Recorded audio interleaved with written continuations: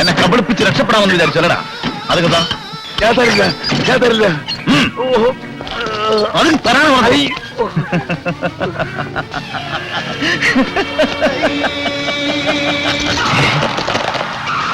അയ്യോ,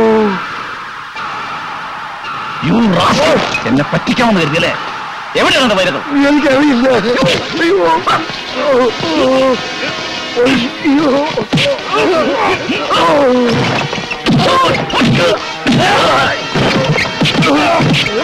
എവിടെയാണ് വൈരങ്ങൾ?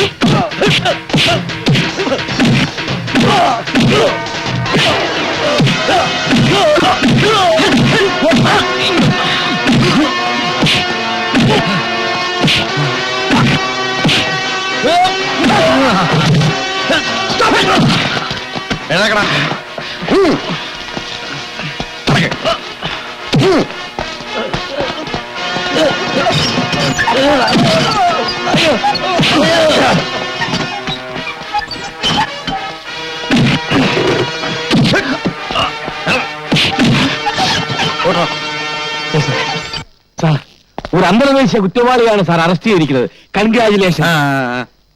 പക്ഷേ പ്രശ്നം തീർന്നില്ലല്ലോ. ഒരുത്തനെ കൂടി എനിക്ക് അകത്താക്കാനുണ്ട്.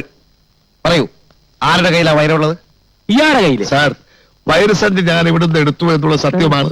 പക്ഷെ അത് മുഴുവൻ കരികൽ കൃഷ്ണകളായിരുന്നു. സാറേ, വൈരമെടുത്ത് മാറ്റിട്ട് ഇവൻ മനഃപൂർവ്വം കരികിൽ ഇട്ടതാണ്. അയ്യോ സാറേ, ഇവന്റെ ചങ്ങക്കേട്ടക്ക് രണ്ടിന് കൊടുത്താൽ സത്യം പറയും. ഒന്ന് പോയാ അപ്പോൾ രണ്ടുപേർക്കും വൈരം എവിടെയാണെന്ന് അറിയില്ല. ഇല്ല. സത്യം അറിയാൻ പറ്റുമെന്ന് നോക്കട്ടെ. അപ്പോ യെസ് സർ. ആ ഇടിക്കട്ടെ എടുത്തേ. അയ്യോ വേണ്ട സാറേ. വൈരങ്ങൾ എവിടെയുണ്ടെന്ന് എനിക്കറിയാം. അത് പറഞ്ഞു തരണമെങ്കിൽ എന്റെ ഒരു കണ്ടീഷൻ അച്ഛനും പിള്ള സാറും അംഗീകരിക്കണം. എന്റെയും പ്രിയയുടെയും വിവാഹം നിങ്ങൾ നടത്തി തരണം. സാധ്യമല്ല. ഒട്ടും സാധ്യമല്ല. എങ്കിൽ വൈരങ്ങൾ എവിടെ ഉണ്ടെന്ന് പറയാനും സാധ്യമല്ല. ഇടിക്കട്ടെ എടുത്തോളൂ സാർ. അപ്പോ അയ്യോ യെസ് സാർ. വേണ്ട സാർ, വേണ്ട സാർ. പിള്ളേച്ചന് സമ്മതമാണെങ്കിൽ എനിക്കും സമ്മതമാ. അമ്പ്യാർക്ക് സമ്മതമാണെങ്കിൽ എനിക്ക് സമ്മതമാണ്. അപ്പൊ നിങ്ങൾ രണ്ടുപേരും സമ്മതിച്ചല്ലോ? അതെ. അപ്പോ ഇടിക്കട്ടെ വേണ്ട. ഇനി ഞാനൊരു സത്യം പറയാം. വൈരങ്ങൾ ഞാൻ തന്നെയാണ് മാറ്റിവെച്ചത്. അയ്യോ, ഇതെവിടെയുണ്ടെന്നുള്ള വിവരം പ്രദീപ് എനിക്ക് തന്നിരുന്നു. സർക്കാരിൽ നിന്നും പ്രദീപിന് ഒരു പാരിതോഷികം കിട്ടും. Thank you sir. അയ്യോ, അപ്പൊ ഇത്ര ഇടിയുണ്ടെന്ന് എനിക്കൊന്നുമില്ലേ സാർ? എനിക്കൊന്നും ഈ പ്രതിമ ഈ ബാധയോ? എന്ത് ബാധ? ഇതൊക്കെ നമ്മുടെ അന്ധവിശ്വാസങ്ങളല്ലേ. മനസ്സിന്റെ ഓരോ തോന്നലുകള് സംഭവിക്കാനുള്ളതെല്ലാം കാലാകാലങ്ങളിൽ സംഭവിച്ചുകൊണ്ടേയിരിക്കും.